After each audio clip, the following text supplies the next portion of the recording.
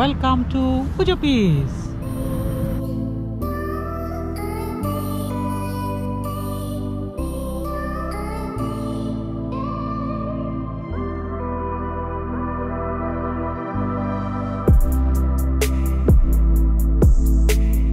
এখন সকাল 9:30 বাজে। এয়ারপোর্ট থেকে বের হয়ে বাসের জন্য ওয়েট করছি। বাস আস্তে আস্তে চলুন আপনাদের এয়ারপোর্টটা একটু ঘুরে দেখাই। নর্মালি আমি এয়ারপোর্টের ভিডিও দেখাই না, কিন্তু আজকের এয়ারপোর্টটা দেখে আমি একটু অবাকই হয়েছি। এটা হলো এয়ারপোর্টের সামনের অংশ, উপরে অনলি ভিলনিয়াস লেখা, কোথাও এয়ারপোর্ট কথাটা লেখা নাই। আমি আমার লাইফে প্রথম এই ধরনের একটা এয়ারপোর্ট দেখলাম। এরপর সোজা সামনে যেয়ে ভিতরে প্রবেশ করলাম। এই অংশটা হলো অ্যারাইভাল প্যাসেঞ্জার্সদের জন্য, আর ডিপার্চার এরিয়াটা হলো 3য় তলায়। অদ্ভুত একটা ব্যাপার খেয়াল করেছেন, এয়ারপোর্টের মতো একটা জায়গায় সব কিছু কত নীরব। মনে হচ্ছে আমি কোনো এয়ারপোর্ট না, একটা রাজপ্রাসাদ দেখতে এসেছি। তবে সোভিয়েত আমলের বিল্ডিংগুলো একটু এমনই হয়।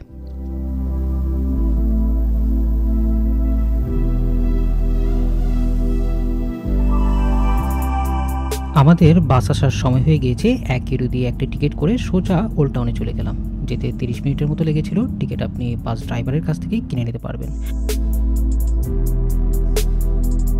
হ্যালো, কি খবর সবার? আশা করি সবাই ভালো আছো। এখন আমি যাব খুব ছোট্ট একটা দেশ, যেটা লিথুয়ানিয়ার ভিলনাস শহরের মাঝে অবস্থিত। সেটা হলো উজুপিস।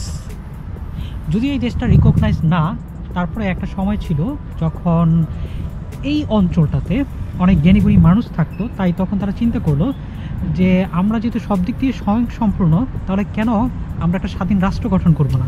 তখন 1997 সালে তারা এই অঞ্চলটাকে স্বাধীনতা ঘোষণা করে। তাদের নিজস্ব কারেন্সি আছে, নিজস্ব ফ্ল্যাগ আছে, কনস্টিটিউশন আছে, এবং তাদের একজন প্রেসিডেন্টও আছে। আর এটা হলো ভিলনিয়া নদীর ঠিক অপর পাশে। আর এইখানে কিন্তু একটা দোলনা আছে।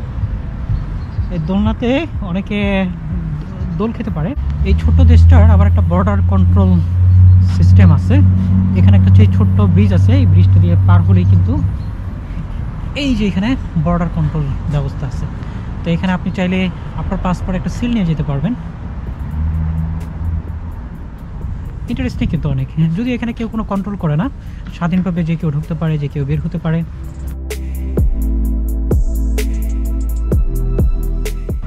ওই তো এখানে একটা মারমেড আছে। কেউ যখন এখানে আসে তখন এই সিঁড়ি দিয়ে নিচে নেমে ওই মারমেডটাকে সবাই হ্যালো বলে আসে, হ্যালো। এবং এখানে একটা কথা প্রচলন আছে যে কেউ যদি মারমেডের চোখের দিকে একবার তাকায়, তাহলে সে এই দেশ ছেড়ে যেতে চাইবে না।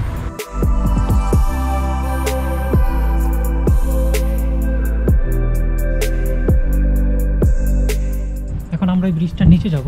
ওই ব্রিজটার নিচে একটা দোলনা আছে, আর ওইটার পাশেই খুব সুন্দর একটা রেস্টুরেন্ট আছে।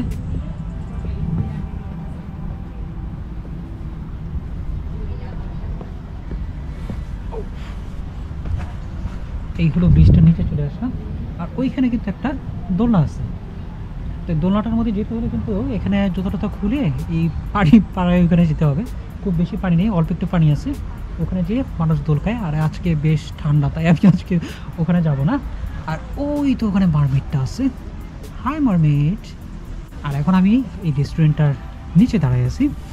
রেস্টুরেন্টটা এখন সকাল, এই জন্য রেস্টুরেন্টটা বন্ধ। তো তারপরে একটু উপর থেকে দেখে আসি রেস্টুরেন্টটা কীরকম। রেস্টুরেন্ট কিন্তু বেশ সুন্দর।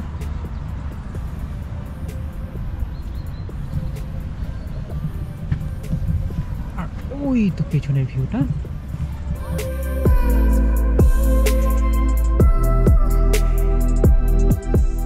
আমার পেছনে যে দেয়ালটা আছে, এই দেয়ালটার মধ্যে এই ছোট্ট দেশটার যে কনস্টিটিউশন আছে সেগুলো সুন্দর করে বিভিন্ন ভাষায় লেখা আছে। এখানে ইংলিশেও একটু লেখা আছে।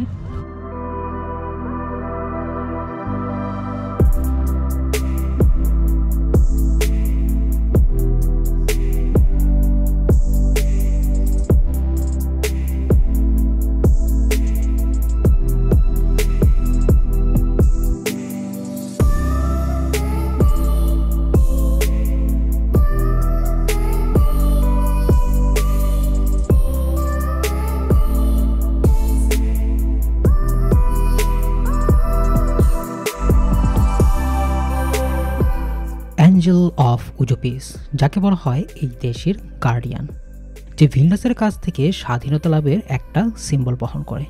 আর এটা আপনারা দেখতে পাবেন উজুপিস সেন্ট্রাল স্কোয়ারে।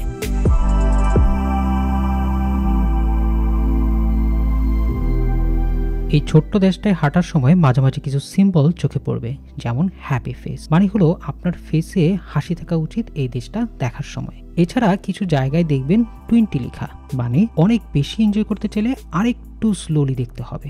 তবে আমার সময় যেহেতু লিমিটেড, তাই অত স্লো হওয়া যাবে না। অল্প সময়ে এই ছোট্ট দেশটা আপনাদের মাঝে তুলে ধরার চেষ্টা করেছি।